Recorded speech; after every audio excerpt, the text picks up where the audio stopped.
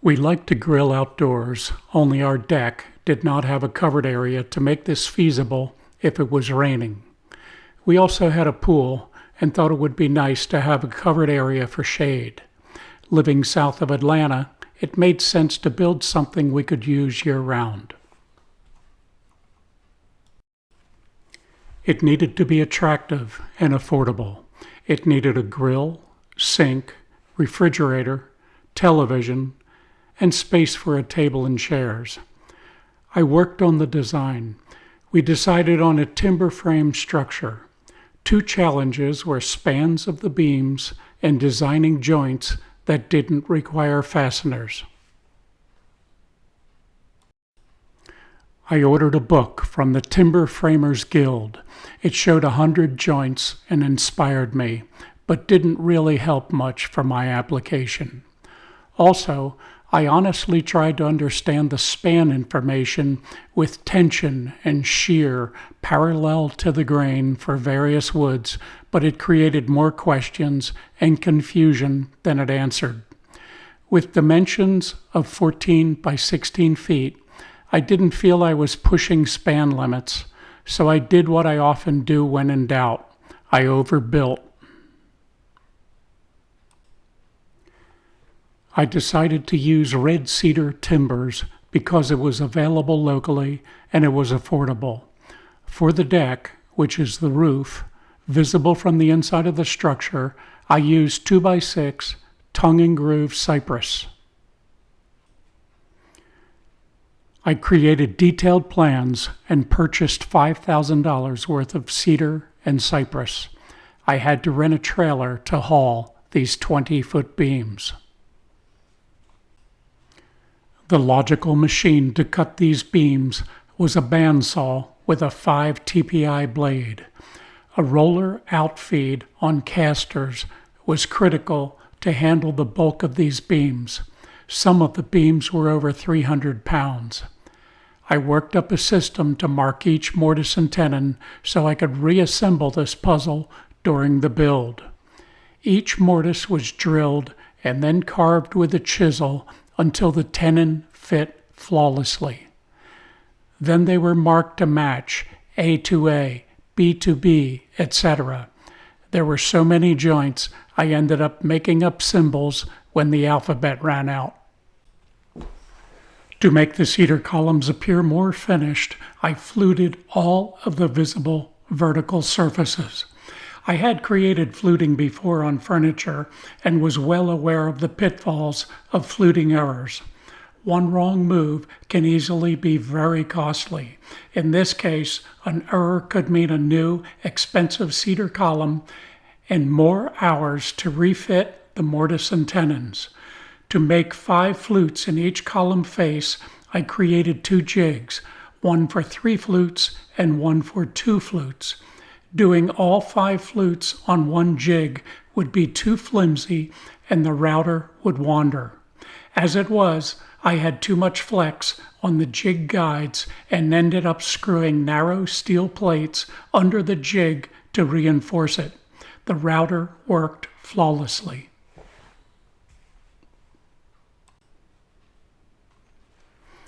After the timbers were cut to my plans, I began work on the foundation. Constant planning is critical on any project. The last thing you want to do is forget something and have to disassemble part of the project to recover. Since the pool pad slopes away from the pool, I could foresee water flooding into the summer kitchen. To that end, I prepared a 4-inch slotted landscaping pipe with a filter sock between the concrete deck and my paver floor. I also dug trenches for 115-volt AC, cable TV, fresh water, and a sink drain. Then I began digging out the base for the floor. I dug footers for the columns. The white PVC water pipes and gray PVC piping for electrical were buried to match my cabinet designs. Concrete forms were created from 2x4s for the base of the columns, being careful to all be the same elevation. Rebar was added as needed. After the concrete was poured, 3/4 inch stone was brought in as a base for the pavers and tamped. A paved stone gravel was used on top of the stone and tamped to finish the base for the pavers. PVC pipes were laid as a guide to keep the floor perfectly level. Pavers were laid. 4 courses of cinder blocks were added to the 4 corners in an L shape, since each corner consisted of 3 cedar columns. The horizontal beams were 10 feet in the air. 2 of them weighed over 285 pounds. I had to think like an Egyptian to build this timber frame structure alone. I staged columns on 3 of the corners and secured them with 2x4 diagonal braces staked to the ground. I then built 2 jigs that would hook into the steps of a step ladder.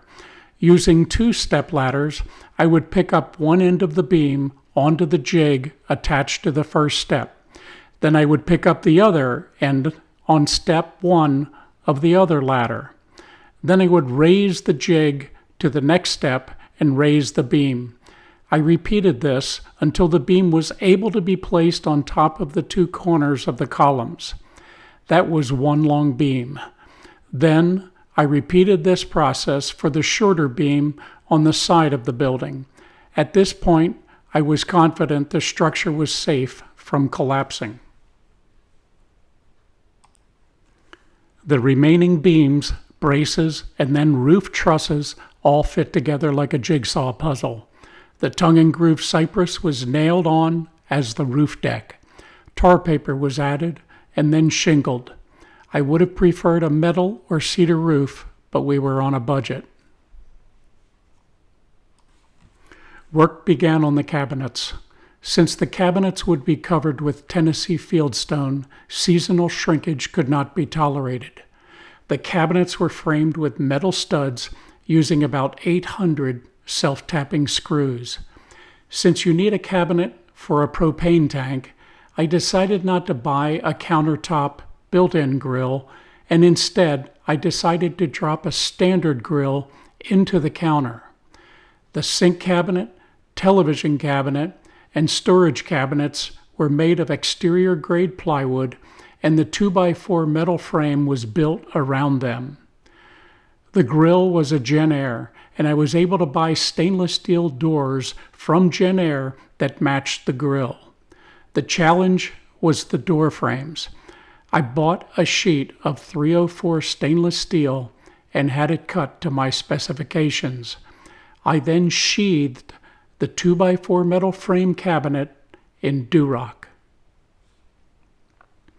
We had Tennessee fieldstone delivered.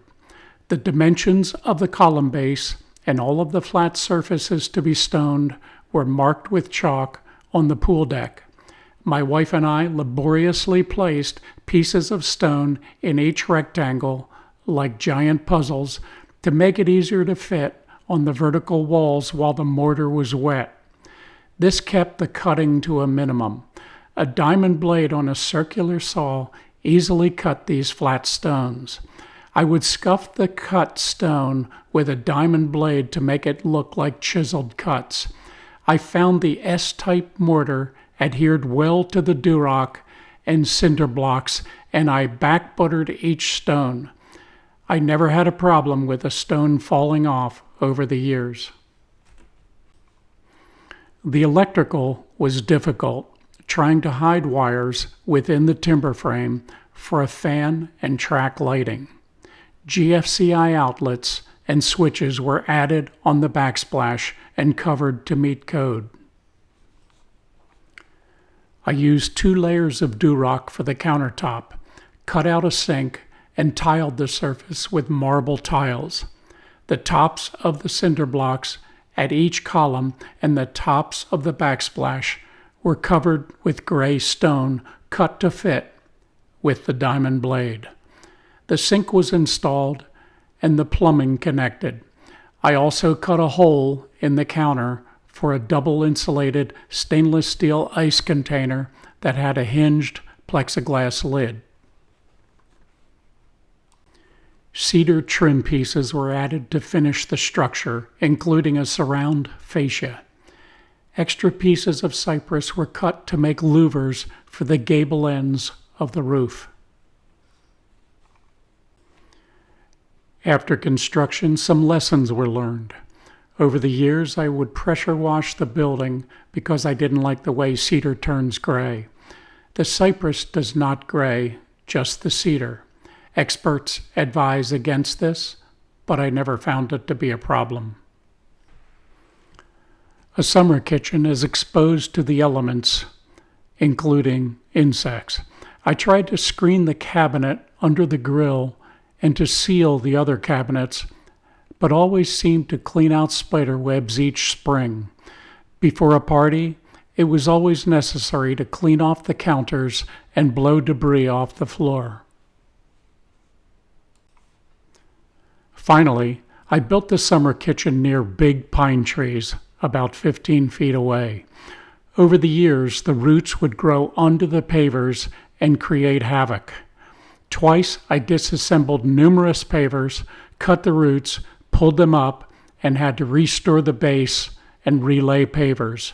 In retrospect, I would have dug a trench on that side and filled it with concrete like a footer to block the roots. In total, this summer kitchen cost $12,285. $5,400 of that was cedar beams and cypress tongue and groove decking.